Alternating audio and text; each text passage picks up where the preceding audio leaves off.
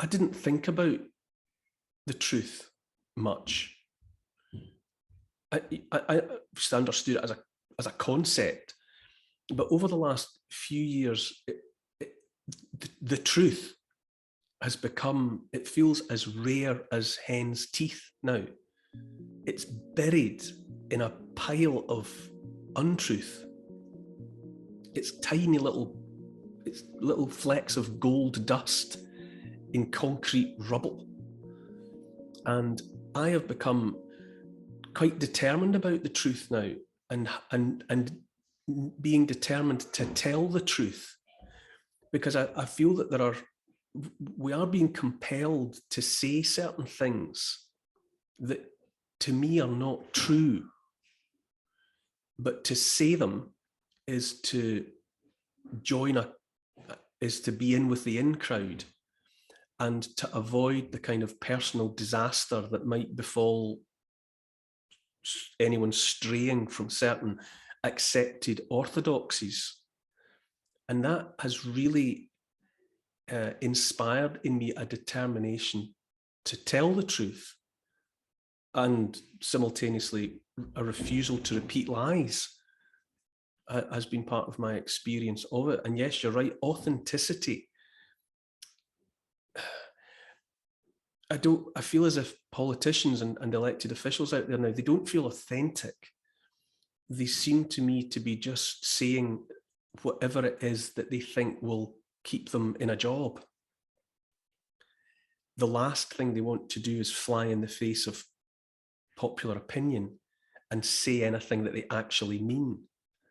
I think the process of the advent of career politicians is reaching its apogee now, where it's come to the point where to be a successful leader, you have to believe in nothing and be prepared to say anything. And that's a heck of a turn of events. I mean, Margaret Thatcher, love her or loathe her, she had an idea about what she wanted done, and she set out to do it, even though people were throwing metaphorical bricks at her all the time for doing it. You really felt you knew what Margaret Thatcher meant. She was a conviction politician. She was authentic, whether you liked her or not, and that doesn't exist anymore.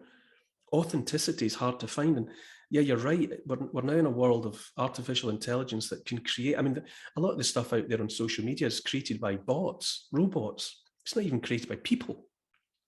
Robots are tweeting. They're armed with algorithms. They're coming up with sentences shaped to be clickbait, shaped to attract attention, but it's not coming from a human consciousness. So we're being deluged with rubbish, artifice. And to me, that's just going to make real things believed in by real people, said with conviction, and conjured into being out of human consciousness, irreplaceably valuable to me now in a way that I hadn't previously considered. When you consider what the Elgin Marbles are, to get us back to the Elgin Marbles are so much more than the stone. They're so much more than their appearance. To me, it's who made them, when they were made, all the history to which they have borne silent witness.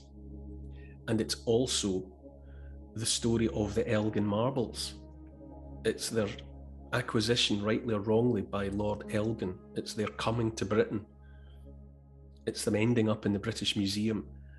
And it's one Greek government after another since the 1830s demanding to have them back. That's what makes the Elgin Marbles matter.